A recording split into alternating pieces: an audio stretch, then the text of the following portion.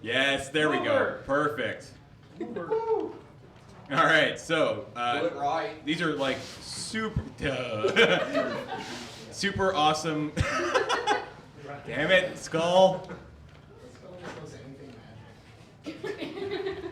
All right, so these really nice chainmail link MTG coasters are going to be our donation drive for, I'm going to say the next, God, Skull, come on, man, for the next half an hour. Put him outside for a bit. Yeah. So let's do this for the next half an hour, and let's make it a, I don't know, what should we make it? I don't know, what's your favorite spell? What's the converted mana cost? Force of Nature. So 7? Sounds good. $7, we'll make it $7.77 for the next half an hour. Enter, if you can donate $7.77 or multiple thereof, you will have a chance to win those fantastic coasters. And we'll we'll have a little reminder in the bottom there very soon. And yeah, we'll call that at a little before 3:30 local time. All right. There we go. Donate now. Sorry, I'm remembering to use the mic. It's so weird speaking into a mic. I feel like I'm at an official event or something. You are at the official event. What? It's just a bus for 8. Oh my gosh. All right, so. All right, hang on. I gotta resize this a bit. So we are going to do a dramatic reading. All readings of this script are dramatic. It is dramatic. We are going to do a reading of the first little bit of an episode from Welcome to Night Vale, episode 13, A Story About You. Is Graham supposed to be doing this? He was. There he is. Graham. All right. I take my glasses. So we'll do the first 3. If it feels like we're not droning on too long, we can do one more each. But basically, we'll go through. Each of you will read one of the non-bold paragraphs, and I'll do the bold lines in between. Sound good? All right. I think Graham will. Who's going to start? Well, you're holding the mic, so if you want to, you can. I will do the bold, and you can take off. So, welcome to Night Vale, episode 13, A Story About You. This is a story about you. You live in a trailer out near the car lot next to old woman Josie's house. Occasionally, she'll wave at you on her way out to get the mail, or more snacks for the angels. Occasionally, you'll wave back. You're not a terrible neighbor, as far as it goes. At night, you can see the red light blinking on and off on top of the radio tower. A tiny flurry of human activity against the impeccable backdrop of stars and void. You'll sit out on the steps of your trailer with your back to the brightness of the car lot, watching the radio tower for hours. But only sometimes. Mostly you do other things. This is a story about you. You didn't always live in the Night Vale. You lived somewhere else, where there were more trees, more water. You wrote direct mail campaigns for companies, selling their products.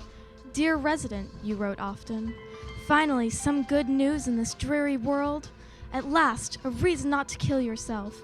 Then you would delete that and write something else, and it would be sent out, and it would not be read by anyone. You had a friend, and then a girlfriend, and then a fiancé, the same person. She cooked dinner sometimes, but sometimes you cooked. Oh. You often touched. One day you were walking against the glass box of your office to your old Ford Probe, and a vision came to you. You saw above you a planet of awesome size lit by no sun, an invisible titan, all thick black forests and jagged mountains and deep turbulent oceans. It was so far away, so desolate, and so impossibly, terrifyingly dark. And that day you did not go home. You drove instead. You drove a long time, and eventually you ended up in Night Vale, and you stopped driving. You have been haunted ever since by how easy it was to walk away from your life, and how few the repercussions were. You never heard from your fiancé or your job again. They never looked for you, which doesn't seem likely, or maybe that's in Night Vale. You cannot be found. The complete freedom, the lack of consequence. It terrifies you. You have a new job now. Every day except Sunday, you drive out into the sand wastes, and there you find 2 trucks. You move wooden crates from one truck to another while a man in a suit silently watches. It is a different man each time. Sometimes the crates tick. Mostly, they do not.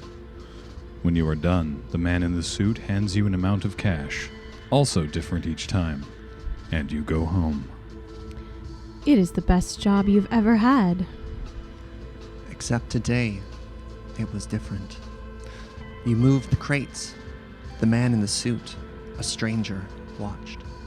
But then, as had never happened before, the man in the suit received a phone call. He walked off at some distance to take it. "Yes, sir," he said, and "No, sir." Also, he made hawk shrieking sounds. It wasn't terribly interesting.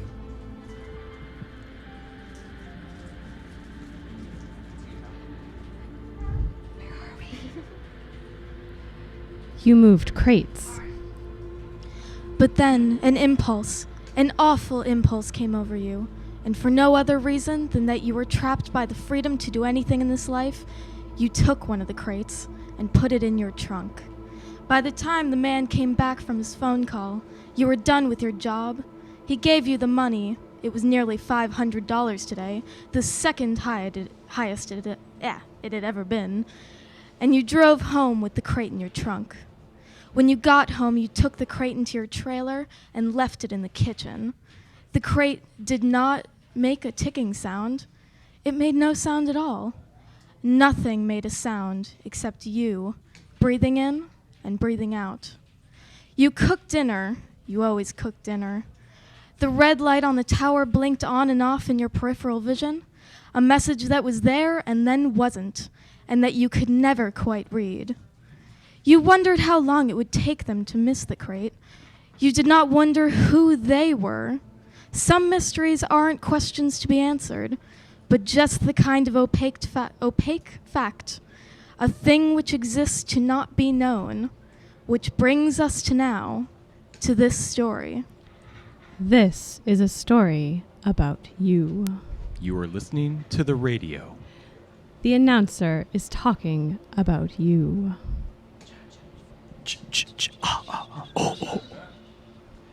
And we'll end it there. For the rest of the episode, you can go listen to the real episode.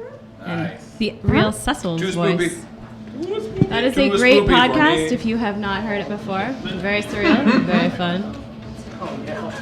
Little Lady Hosk says this story is dumb. No, sorry, Littler Lady Hosk, who's of a number of months old or a couple of years. I can't remember what. I think she was a number of months last as her bus. I assume she grew. So probably like around a year and a bit now. That's the thing about little hosks. Apparently that They was get to creepier be than the less original. little hosks. Andrew, what's up? There's a second batch of photos up. So photos.desertbus.org, second batch. More coming soon. Hey, how come those gifts aren't? Oh, yes. And now, the weather. Refresh the check.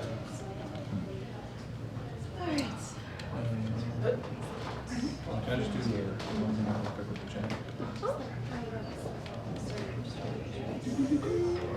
Yes, remember guys, $7.77 in the next 22 minutes and 25 seconds will get you an entry to win those fantastic Magic the Gathering Force Reload style.